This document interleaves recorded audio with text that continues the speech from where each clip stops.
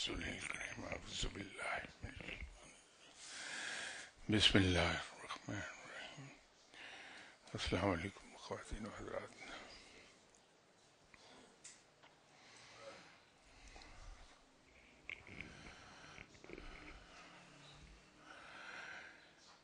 یہاں مجھ سے اکثر و بیشتر ایک سوال میرے سامنے آتا ہے کہ رب تک پہنچنے کا آسان سا راستہ اور اس سے بھی زیادہ فریکوینسی سے جو فریکوینٹلی سوال آتا ہے سامنے وہ یہ آتا ہے کہ وہ وظیفہ اور تسبیح بتا دیں جو جس سے رب تعالیٰ کے قریب جایا جائے. تو کہیں میں نے کالج کے زمانے میں جو کتابیں پڑھتا ہے انسان تو ایک بڑے مشہور رائٹر ٹالسٹائے ان کی لکھی ہوئی شارٹ سٹوریز میں سے 2-4 روز پہلے ایک ٹی وی پروگرام ریکارڈ ہو رہا تھا تو وہ کسی سوال کے جواب میں وہ یاد آ گئی مجھے. تو جن لوگوں نے وہ پروگرام دیکھا ان کے لیے تو نئی نہیں یہ بات ہوگی، لیکن وہ بات ایسی ہے کہ اس کو دہرانا چاہوں گا باوجود اس کے کہ 2-4 دن پہلے ہی کسی ٹی وی پروگرام پہ وہ آئی ہے. اس سے ایک چیز ہمارے ذہن میں کلیئر ہو جائے گی کہ جو بات آپ کو کہنا چاہتا ہوں ہمیشہ، اور شاید وہ اس انداز میں کہہ نہیں پاتا کہ وہ کلیئرلی سمجھ میں آئے، اس شارٹ سٹوری سے سمجھ میں آ جائے گی. وہ شارٹ سٹوری کچھ ایسی تھی کہ ایک ویران جزیرہ تھا کہیں جو جہازوں کے راستے سے ہٹ کے تھا. مشہور یہ ہو گیا کہ اس ویران جزیرے پر 3 بہت پہنچے ہوئے بزرگ رہتے ہیں اور ان سے اگر دعا کرائی جائے تو سارے کام ہو جاتے ہیں. بڑے صاحب علم ہیں وہ. تو ایک شپ جا رہا تھا، اس پر اپنے وقت کے ایک بڑے پادری بھی تھے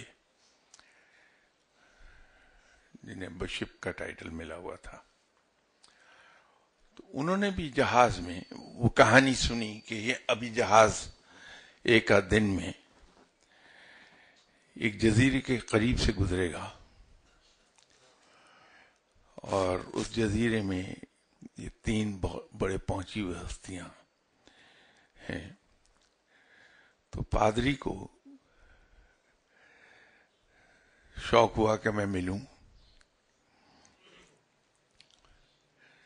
تو اس نے جہاز کے کیپٹن سے بات کی کہ تھوڑا سا وہ ڈیٹور کرے اپنے کورس سے اور اس جزیرے کے قریب چلا جائے تاکہ یہ جزیرے پر جا کر ان لوگوں سے مل سکیں.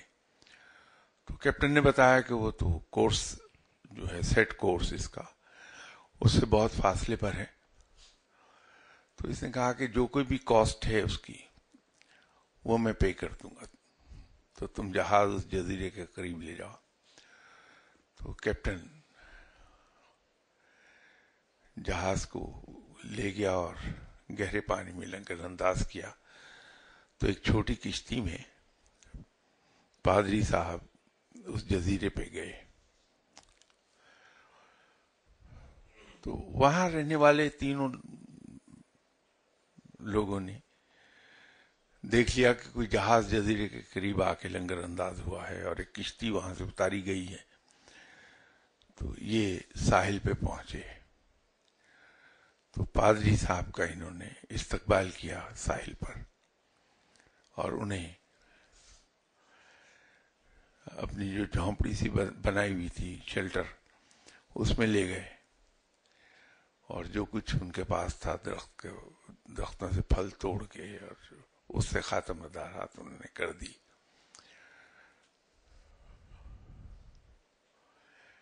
تو پادری نے ان سے پوچھا کہ تم یہاں فارغ رہتے ہو تو کوئی عبادت بھی کرتے ہو یا نہیں؟ تو انہوں نے کہا کہ عبادت تو ہمیں آتی نہیں ہے، کہ عبادت کیا کی جائے. تو انہوں نے کہا پھر کرتے کیا ہو؟ کچھ بھی نہیں، بس ہر وقت ایک ہی خیال رہتا ہے کہ یا اللہ تو اوپر بیٹھا ہے، ہم اس جزیرے میں پھنسے ہیں، تو تجھ تک کیسے پہنچیں، ہم تجھ سے کیسے ملاقات کریں، بس یہ دل میں خیال رہتا ہے.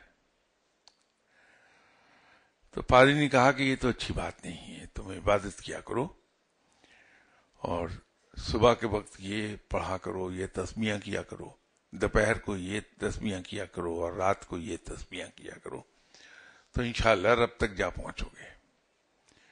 تو پادری صاحب نے انہیں نصیحتیں کی، انہیں تلقین کی، عبادت کی اور یہ تمام تسبیحاں بتا کے تو انہوں نے کہا کہ میں جاتا ہوں کیونکہ جہاز کو سیل کرنا ہے یہاں سے. تو پادری صاحب جا کے جہاز پہ سوار ہو گئے تو جہاز چل دیا. سمندر میں سفر کر رہا تھا جہاز، رات ہو گئی. تو رات کو کوئی 1-2 بجے پادری صاحب اپنے کیبن میں کچھ گھبرائے، تو انہوں نے سوچا میں کھلے ڈیک پر جاتا ہوں، تازہ ہوا ملے گی. تو ڈیک پہ آ گئے، وہاں لوگ لیٹے ہوئے تھے جو 3rd کلاس ڈیک کے سفر کرنے والے. تو انہوں نے دیکھا ساری دنیا سوئی پڑی ہے، یہ ریلنگ کے ساتھ لگ کے کھڑے ہو گئے. تو آپ نے خیال میں گم تھے تو سڈنلی انہوں نے محسوس کیا کہ جہاز کی پچھلی جانب اس گھپ اندھیرے میں روشنی ہلکی ہلکی ہو رہی ہے. تو یہ بڑے غور سے دیکھنے لگے کہ آدھی رات کا وقت ہے، یہ روشنی کہاں سے آ رہی ہے. تو رفتہ رفتہ روشنی بڑھنے لگی.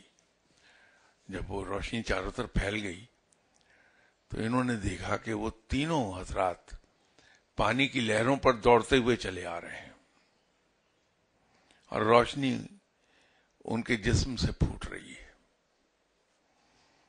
تو انہوں نے جہاز کی سائٹ پر آ کے پادری کو مخاطب کیا کہ فادر، جو عبادات آپ رب تک پہنچنے کے لیے ہمیں بتائے تھے اس کی ترتیب ہم بھول گئے ہیں کہ کس وقت کیا پڑھنا تھا. تو وہ ذرا اگر دوبارہ بتا دیں تو ہم اس کو پڑھیں اور رب تک رسائی ہو جائے ہماری. تو پادری نے یہ ماجرا دیکھا، ان سے کہنے لگا نہیں، وہی تمہارے لیے کافی ہے، جو تم کر رہے ہو وہی کرتے رہو. تو ادھر ادھر دیکھا کہ لوگ دیکھ تو نہیں رہے کوئی کہ پادری صاحب کا حشر کیا ہو گیا ہے. تو بات یہ ہے کہ وہ اکثر بیشتر میں آپ سے ایک بات کہنے کی کوشش کیا کرتا ہوں کہ بھائی، عبادات اور تسبیحات سے رب نہیں ملتا ہے.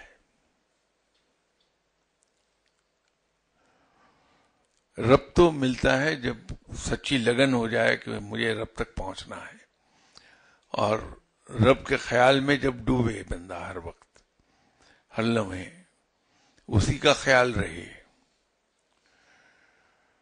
اور ہر وقت یہی بے چینی رہے کہ میں رب تک جا پہنچوں، تو رب تک جا پہنچتا ہے بندہ.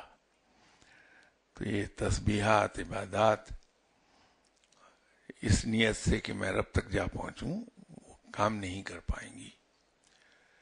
ہاں، جو اللہ نے ہم پہ عبادات فرض کی ہیں وہ فرض عبادات ہمیں کرنی چاہیے، وہ ہم پہ فرض ہیں، اس کی پوچھ گچھ ہوگی، اور اللہ کے حضور جواب دہی سے بچنے کے لیے ضروری یہ ہے کہ ہم اپنا وہ فرض پورا کریں اور رب کو پکارتے رہیں.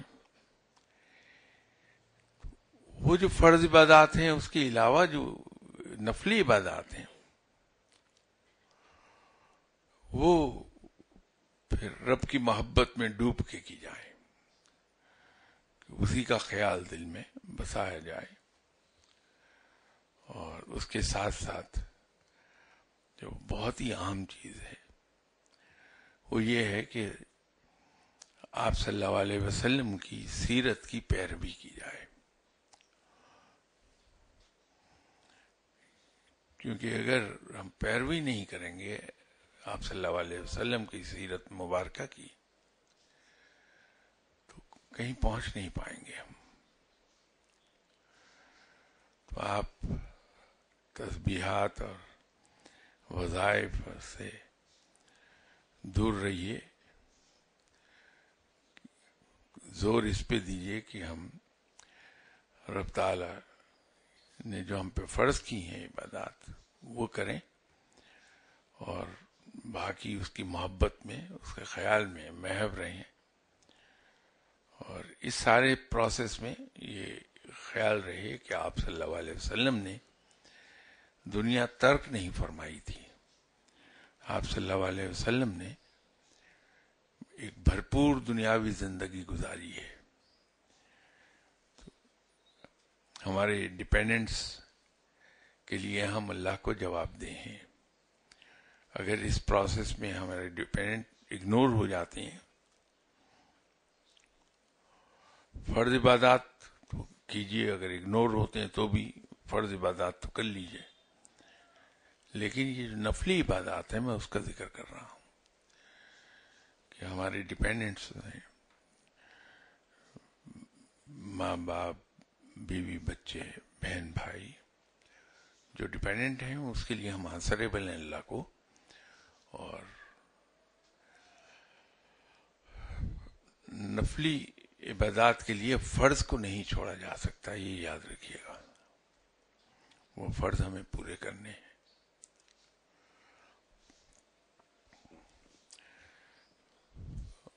لاسٹ ٹائم میں ایک عرض کر رہا تھا، یا بات اللہ کا جو اس میں گرامی ہے، اس میں حسنہ ہے یا باطنو۔ ایک اور رب تعالیٰ کا نام مبارک ہے، اور جناب حضرت بابا فرید گنج شکر رحمۃ اللہ علیہ اس کا ورد بہت کثرت سے کرتے تھے، وہ ہے یا مستانو۔ اس کا ذکر بابا فرید گنج شکر رحمۃ اللہ علیہ صاحب نے بڑی کثرت سے کیا ہے۔ اسی طرح خود میرے مرشد صاحب، یہ اگرچہ انہوں نے کبھی بتایا نہیں لیکن خود اس کا مجھے علم ہو گیا تھا، وہ بہت کثرت سے ذکر کرتے تھے سبحان اللہ اس کا۔ لیکن بات وہی ہے کہ اگر صرف زبان سے پڑھا یا مستانو تو بات بنے گی نہیں، اگر اس کی محبت میں ڈوب کے اسے یا مستانو کے نام سے پکارا تو پھر قربت نصیب ہو جاتی ہے۔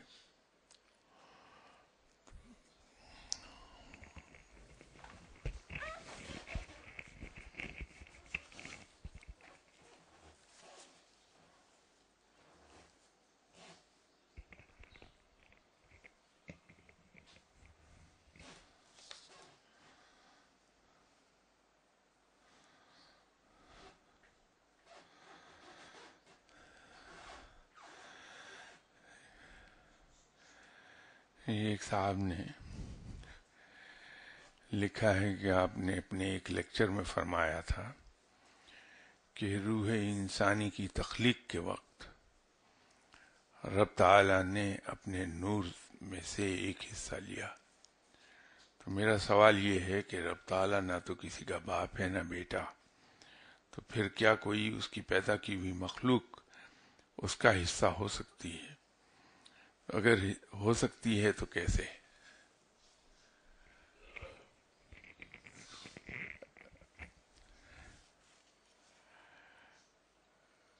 ہم اگر ایک عادت اپنا لیں تو اس سے ہمیں بہت سے فائدے ہوں گے کہ ہم جو کچھ سنتے ہیں، جو کچھ پڑھتے ہیں، اگر ہم اسے بہت غور سے پڑھیں اور سنیں اور اس پہ غور کریں پھر، لیکن غور کرتے وقت ہم فکسڈ نوشنز کے ساتھ نہ غور کریں اس کو، کہ پہلے سے ایک خیال قائم ہم کر لیں کہ اس کو اس خیال پر پرکھنا ہے مجھے. اگر اس طرح سے ہم کریں گے تو ہم کبھی بھی نہ تو کچھ فردر سیکھ پائیں گے، نہ اپنی ریسرچ کر سکیں گے، کیونکہ جو فکسڈ نوشنز ہوتے ہیں ہمارے، وہ ہمیں کسی چیز کو اس کی اصلیت کے مطابق دیکھنے نہیں دیں گے. اس کو، ہر چیز کو پھر ہم اپنے ہی نظر سے، نقطہ نظر سے دیکھیں گے، تو وہ خاصی ہمارے لیے ڈسیپٹیو ہو جاتی ہے چیز.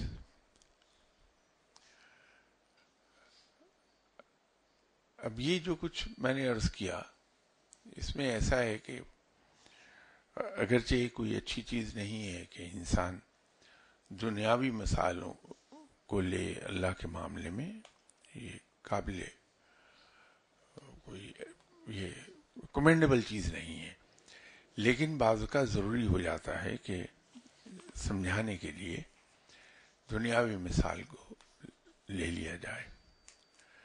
اگر فرض کیجئے کہ کوئی شخص کسی کو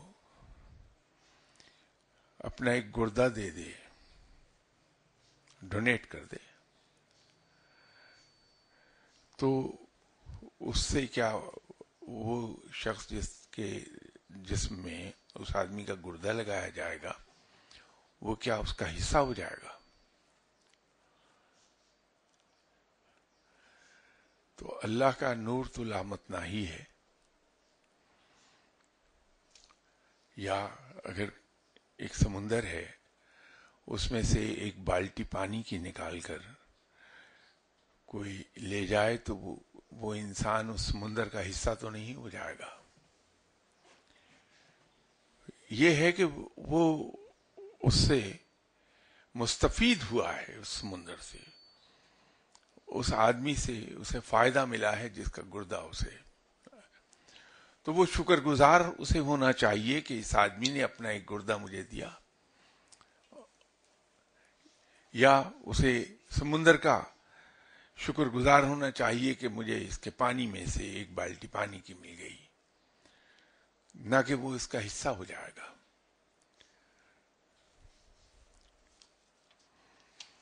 تو یہ جو سورہ اخلاص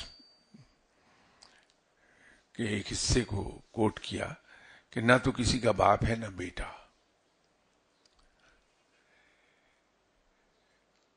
وہ ریلیونٹ نہیں ہے اس بات کے لیے، کیونکہ کسی کا باپ ہونے کے لیے ضروری یہ ہے کہ اس شخص نے اس کے بطن سے جنم لیا ہو. تو اسی لیے سورہ اخلاص یہ کہتی ہے کہ نہ تو اس نے کسی کو جنم دیا، نہ کسی نے اس کو جنم دیا. وہ بڑا کلیئر ہے اس کو. تو یہ نور کے حصے سے آگے یہ تو ہے کہ ہمیں شکر گزار ہونا چاہیے کہ اس پروردگار نے ہمیں تخلیق کیا، لیکن وہ باپ بیٹے کا یہ بات وہاں فٹ نہیں آتی.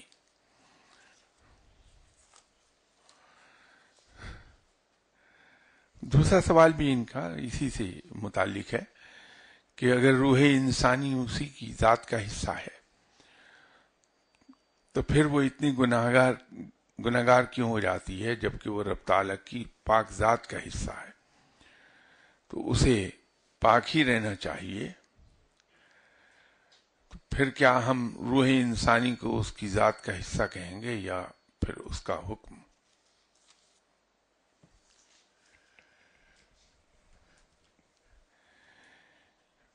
بات یہ ہے کہ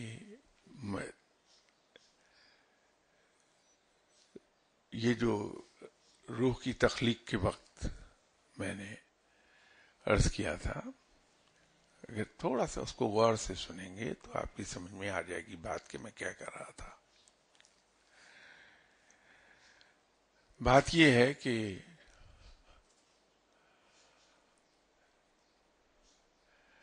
اگر کوئی آدمی خانہ کعبہ کے فرش سے مٹی کلیکٹ کر کے اور اس کا بت بنا کے اس کی پوجا کرنی شروع کر دے، اس مٹی سے بت بنا لے، تو شرک رہے گا.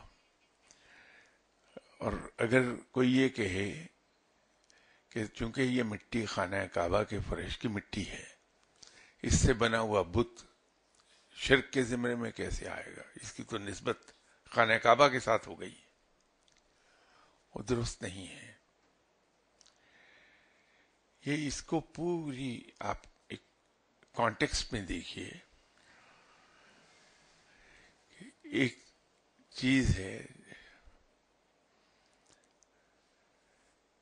اس کو تخلیق کیا گیا ہے اور اس کے بعد اس کو اختیارات دیے گئے ہیں، اسے آزاد کر دیا گیا وہ اختیارات دے کے، اور اس کے ساتھ ساتھ اس کو یہ واضح طور پہ بتا دیا گیا کیا اچھا اور کیا برا، کیا چیز کرنے کی ہے اور کیا چیز نہیں کرنے کی. اب اس کے پاس اختیار بھی ہے کہ کسی چیز کو اختیار کر لے وہ، اور ساتھ ہی تعلیم دے دی گئی ہے کہ یہ نہ کرنا، یہ بری بات ہے، اس کی سزا ملے گی تمہیں، یہ کرو، یہ اچھی چیز ہے، اس کا انعام ملے گا تمہیں. تو وہ چیز اگر اپنے اس اختیار کو مس یوز کرتی ہے، بلکہ اس سے بہتر لفظ ہوگا سرکشی کرتی ہے، اور وہ ان چیزوں کو اختیار نہیں کرتی جس کو کرنے کا حکم دیا گیا ہے، بلکہ وہ کام کرتی ہیں جس سے اسے منع کیا گیا، تو اس میں اس کی بیسک فارمیشن کا کوئی تعلق نہیں آئے گا. یہ اس کے اختیار کے استعمال کرنے اور اس کی اپنی چوائس کی بات ہے.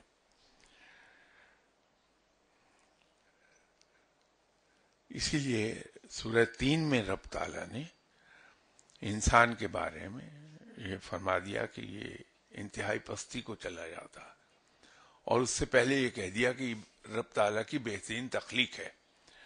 اب اس پر اگر ہم کوئی سوال اٹھا لیں معاذ اللہ کہ رب تعالیٰ کی بہترین تخلیق جو سورہ 3 میں کہی گئی ہے وہ انتہائی پستی میں کیسے جا سکتی بہترین تخلیق رب تعالیٰ کی؟ وہ اسی لیے ہے کہ سورہ کے شروع میں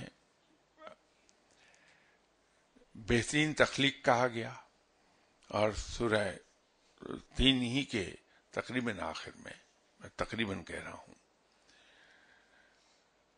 کہہ دیا گیا کہ یہ انتہائی پستی کو چلا جاتا ہے انسان، کہ اختیار ہے وہاں انسان کے پاس کہ کچھ بھی اختیار کر لے. گناہوں کی طرف چلا جائے تو انتہائی پستی کو چھو لے گا جا کے، اور اگر نیکی کی طرف جائے گا تو وہ انتہائی بلندی پر چلا جائے گا کہ فرشتے بھی اس کو سجدہ کرتے ہیں. کیا ہے سجدہ فرشتوں نے انسان کو.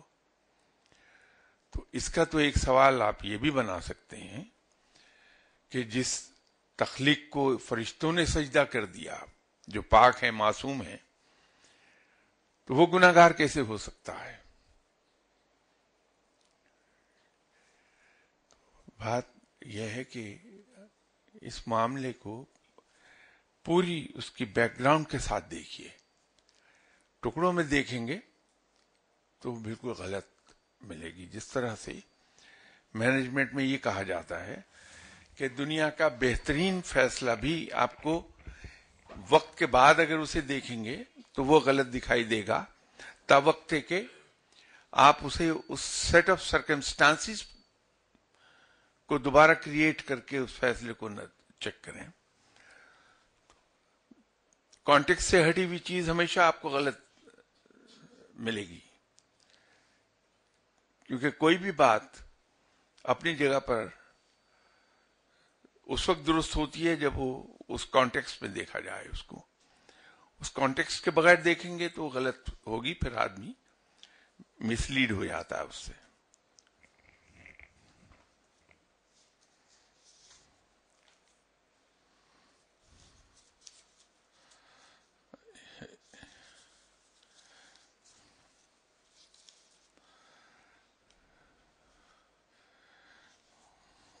پرانی کون سی ہیں جو کہہ رہے تھے آپ؟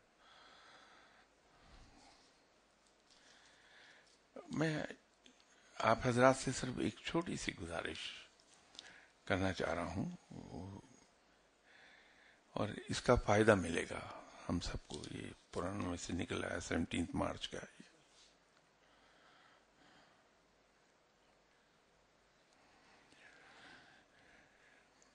ہم ان سوالوں میں نہ پڑیں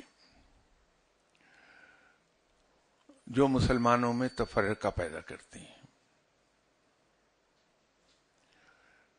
کیونکہ ہمارے درمیان تو تفرقہ ویسے ہی بہت زیادہ ہے. ہم ایک دوسرے کی ٹانگ ویسی گھسیٹتے رہتے ہیں.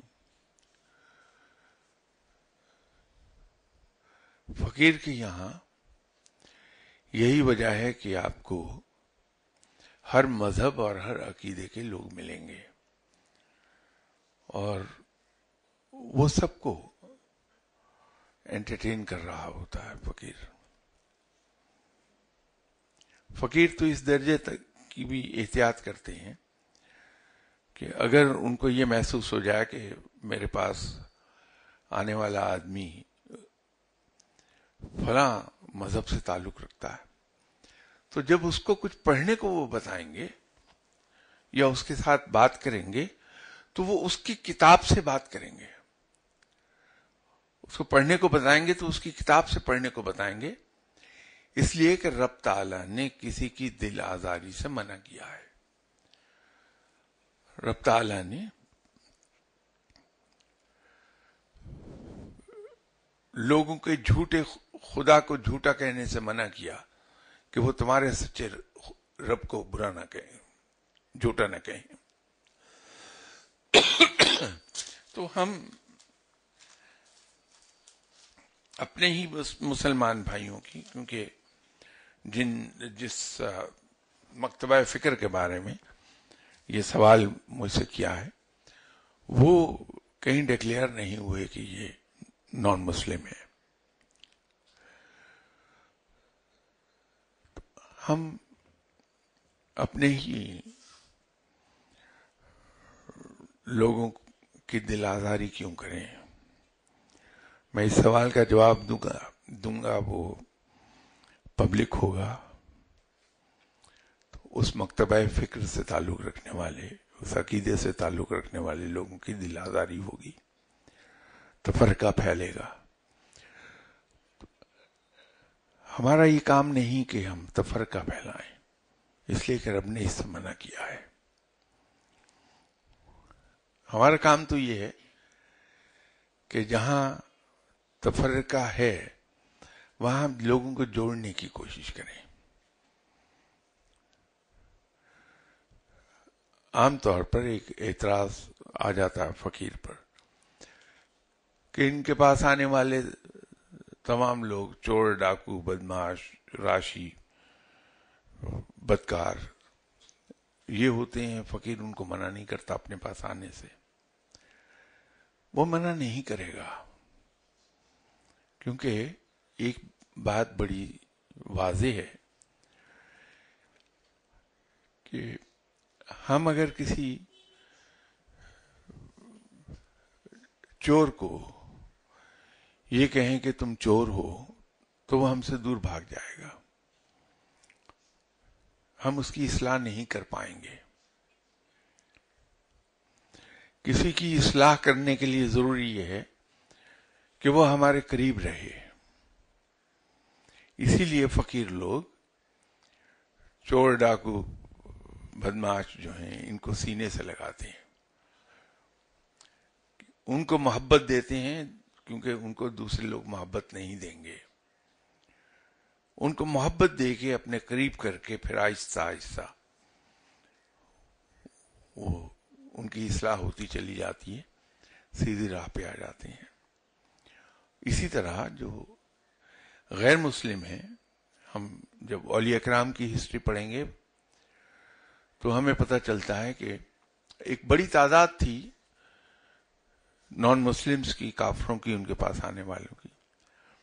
انہوں نے ان سب کو گلے سے لگایا، سینے سے لگایا ہے، اور اس انداز میں ان سے پیش آئے کہ وہ رفتہ رفتہ مسلمان ہو گئے.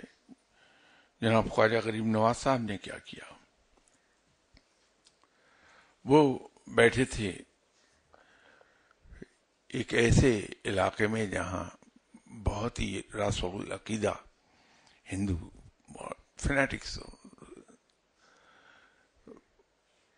ان ہندوؤں کے درمیان رہ کے اس مخالفت کے باوجود تن تنہا بغیر کسی ماڈرن فیسلٹی کے لاکھوں کی تعداد میں ہندوؤں کو مسلمان انہوں نے کر لیا. تو ان کے پاس کوئی جادو کی چھڑی استعمال نہیں کر رہے تھے. وہ صرف اور صرف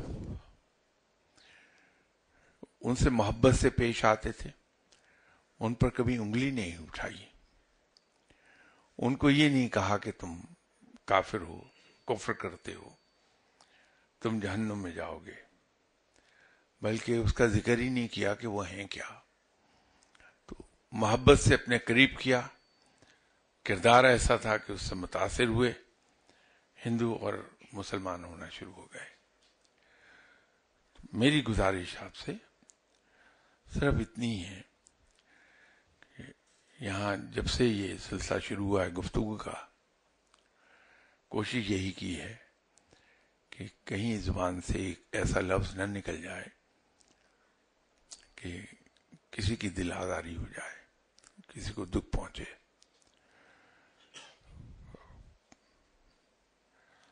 مجھے اندازہ ہے کہ آپ اپنے سوال کا جواب ملنے کی بجائے جب اس قسم کی بات مجھ سے سنتے ہیں تو آپ چڑھتے ہیں.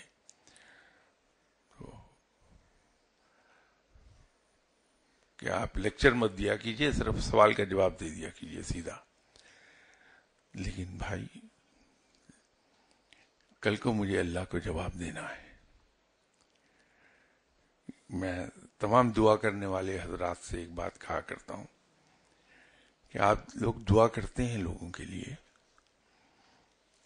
لیکن ایک بہت بھاری ذمہ داری ہے آپ پر جس کو پورا نہیں ہم کر پاتے. وہ ذمہ داری یہ ہے کہ لوگوں کو اپنی طرف مت بلائیے کہ آؤ میں تمہارے لیے دعا کرتا ہوں، تمہارے کام ہو جائیں گے. لوگوں کو رب کی طرف بھیجیے کہ میں بھی تم جیسا رب کا محتاج بندہ ہوں، میں کچھ نہیں تمہارے لیے کر سکتا، کیونکہ تمام قوتیں رب ہی کے پاس ہیں، وہ کرے گا. تو سب کو رب کی طرف رجوع کرنے کو کہیے. وہ اور بات ہے کہ جو صحیح دعا کرنے والا آدمی ہے وہ اپنے پاس آنے والے کو تو یہی کہے گا کہ بھائی میں نے بھی رب کی حضور دعا کرنی ہے تمہارے لیے، میرے پاس تو کچھ بھی نہیں ہے، اور یہ دعا تم بھی کر سکتے ہو. اتنی دیر تم نے انتظار کیا مجھ تک آنے کے لیے، گھر پہ بیٹھ کے رب کے حضور دعا کر لیتے، وہ تمہاری بھی سنتا. اس کو یہ کہہ کے وہ دل میں دعا کر دیتا ہے رب کے حضور کہ یا اللہ تیرا یہ بندہ ہے تو اس پہ مہربانی فرما، اس کا کام یہ کر دے، جس کام سے بھی آیا میرے پاس تو اگر وہ اس کے حق میں بہتر ہے تو کر دے. لیکن زبان سے وہ دوسرے کو یہی کہتا ہے. تو یہ بہت بھاری ذمہ داری ہے.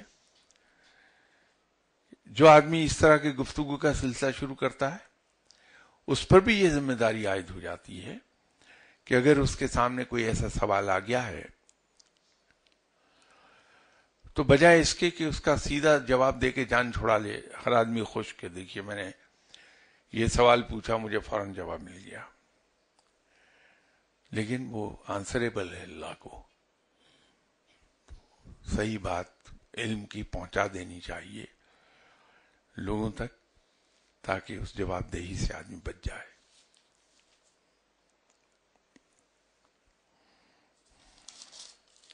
اس کو پھاڑ دیں۔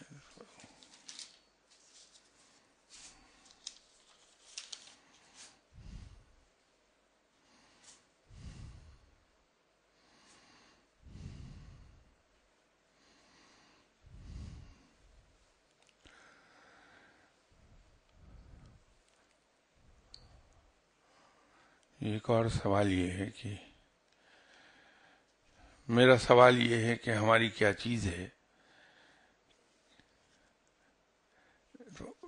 بیماری کیا چیز ہے؟ کیا یہ رب کی طرف سے انسان پر آزمائش ہوتی ہے یا پھر یہ ہمارے گناہوں کا انجام ہوتا ہے جو ہم بھگت رہے ہوتے ہیں؟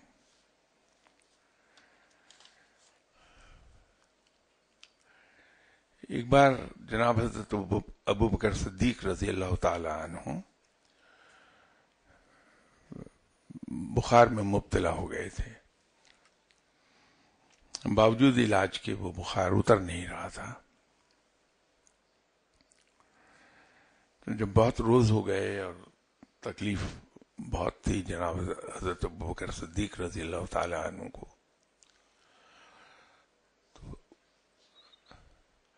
جناب حضرت ابو بکر صدیق رضی اللہ تعالی عنہ نے آپ صلی اللہ علیہ وسلم سے عرض کی کہ یا رسول اللہ صلی اللہ علیہ وسلم،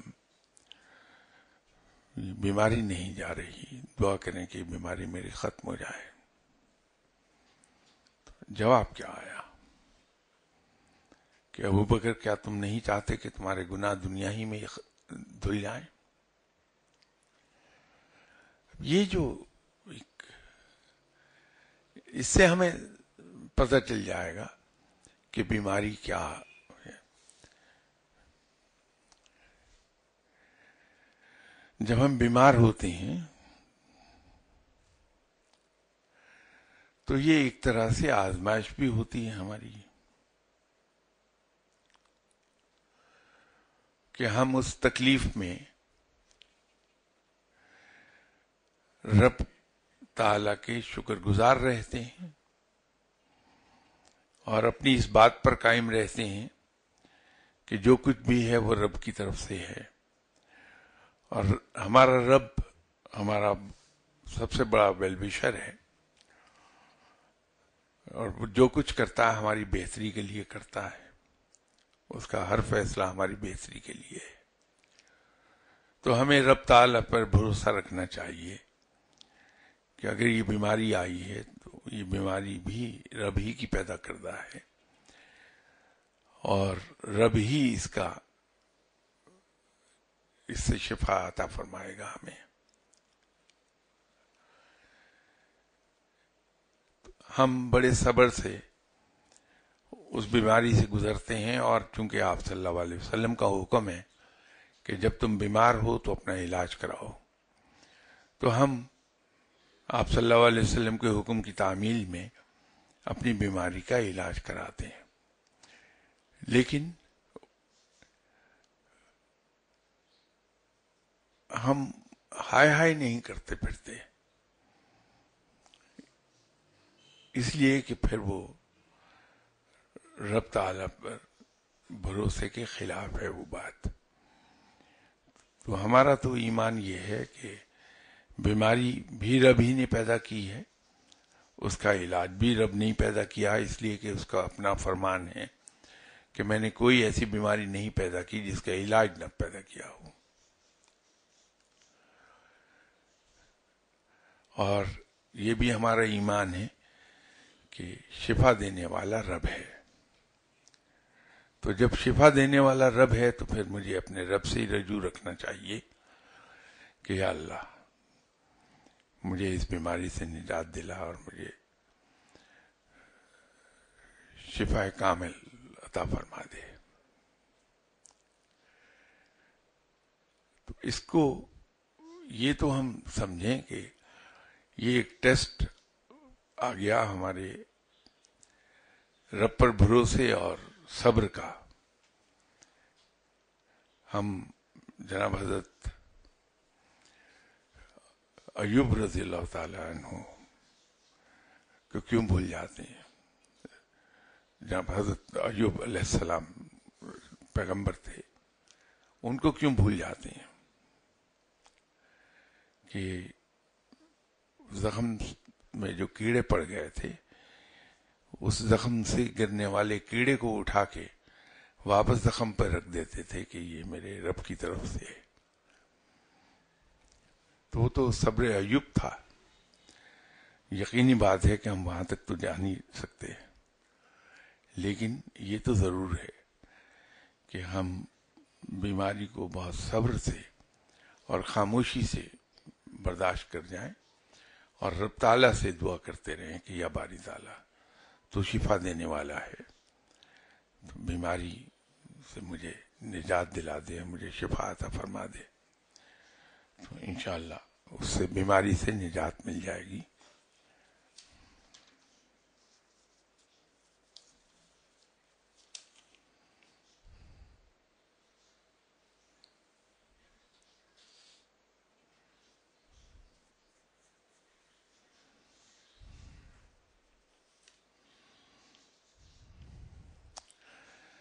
یہ جن کا سوال ہے اگر اس کو تھوڑا سا ایلیبریٹ کر دیں تو میں نیکسٹ سنڈے جواب دے دوں گا. میں آپ کے سوال کو سمجھ نہیں پا رہا. تو یہ سوال یہ تھا کہ کس حد تک انسان اپنی سینسز یوز کر سکتا ہے. اگر بہت زیادتی ہو رہی ہو تو انسان خاموش رہے یا کچھ جواب دے. اچھا، براہ کرم رہنمائی فرما دیں. یہ پھر جناب حضرت ابوبکر صدیق رضی اللہ تعالیٰ عنہ ہی کی میں کوٹ کر دوں گا. ایک محفل میں آپ صلی اللہ علیہ وسلم تشریف رکھے ہوئے تھے، صحابہ کرام بھی تھے. تو ایک شخص آیا اور آ کے جناب حضرت ابوبکر صدیق رضی اللہ تعالیٰ عنہ کو بہت ہی نازیبا الفاظ کہنے لگا. جناب حضرت ابوبکر صدیق رضی اللہ تعالیٰ عنہ خاموش رہے. صحابہ نے دیکھا کہ آپ صلی اللہ علیہ وسلم مسکرا رہے ہیں. وہ شخص کافی دیر بولتا رہا جو کچھ اس نے عرضہ سرائی کرنی تھی. ایک پوائنٹ پر جا کر جناب حضرت ابوبکر صدیق رضی اللہ تعالیٰ عنہ نے پلٹ کے اسے جواب دے دیا. تو جو ہی جناب حضرت ابوبکر صدیق رضی اللہ تعالیٰ عنہ نے اس شخص کو جواب دیا تو آپ صلی اللہ علیہ وسلم محفل سے اٹھ کر چلے گئے. نیکسٹ ڈے صحابہ کی ملاقات ہوئی آپ صلی اللہ علیہ وسلم سے. تو ایک صحابی نے عرض کیا کہ یا رسول اللہ صلی اللہ علیہ وسلم، کل وہ آدمی آیا اور ہم سب کو پتا ہے کہ وہ ناجائز طور پر آپ حضرت ابوبکر صدیق رضی اللہ تعالیٰ عنہ کو بارے میں وہ گفتگو کر رہا تھا. وہ جو کچھ منہ میں آیا کہتا رہا. حضرت ابوبکر صدیق خاموش رہے اور آپ مسکراتے رہے. جو ہی جناب حضرت ابوبکر صدیق رضی اللہ تعالیٰ عنہ نے اس شخص کو جواب دینا شروع کیا، آپ محفل سے تشریف لے گئے. اس میں کیا مصلحت تھی؟ تو فرمایا کہ جب وہ شخص آیا اور آ کے جناب حضرت ابوبکر صدیق رضی اللہ تعالیٰ عنہ کو کے بارے میں نازیبا الفاظ کہنے شروع کیے اور حضرت ابوبکر صدیق رضی اللہ تعالیٰ عنہ خاموش رہے، تو رب تعالیٰ نے ایک فرشتہ معمور کر دیا جو جناب حضرت ابوبکر صدیق رضی اللہ تعالیٰ عنہ کے بہاف پر اس آدمی کو جواب دے رہا تھا. لیکن جو ہی حضرت ابوبکر صدیق رضی اللہ تعالیٰ عنہ نے خود جواب دینا شروع کیا تو اس فرشتے کو ہٹا لیا گیا اور میں یوں اٹھ کے چلا گیا تھا. تو اس بات سے ایک چیز تو ہم پہ واضح ہو جاتی ہے کہ اگر کوئی شخص ہمارے ساتھ زیادتی کر رہا ہے اور پلٹ کے ہم اسے جواب نہیں دیتے ہیں تو پھر اس کے ساتھ معاملہ رب کے ساتھ چلا جاتا ہے اور رب اس کو خود سارٹ آؤٹ کر لیتا ہے. میرا ذاتی زندگی کا تجربہ بھی یہی ہے. اللہ کا یہ کرم ہے کہ میں نے پلٹ کر کسی کو جواب کبھی نہیں دیا آج تک، اس لیے کہ وہ سنت ہے. سنت کی پیروی میں یہ ہوتا ہے. لیکن رب تعالی خود سارٹ آؤٹ کرتا ہے ایسے لوگوں کو، ہوتا رہتا ہے.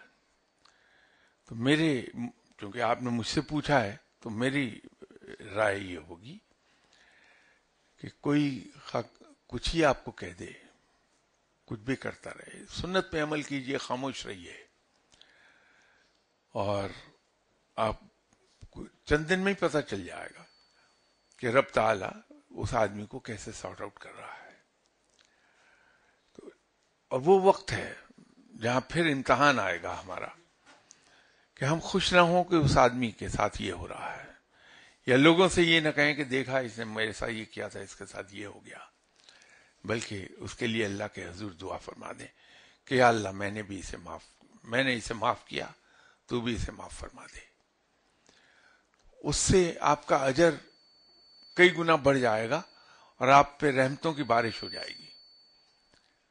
یہ اس میں احتیاط رکھیے کہ جب ایسا آدمی جو آپ سے زیادتی کر رہا ہے وہ خود پھنسے تو کبھی خوش نہیں ہوئیے، بلکہ اس کا درد دل میں محسوس کیجئے اور سچے دل سے اللہ سے دعا کر دیں کہ یا اللہ میں نے اسے معاف کیا، تو بھی اسے معاف فرما اور اس پہ رحم کر دے. آپ پر رحمتوں کی بارش ہو جائے گی. انشاءاللہ تعالی نیکسٹ سنڈے آپ سے ملاقات ہوتی ہے. السلام علیکم.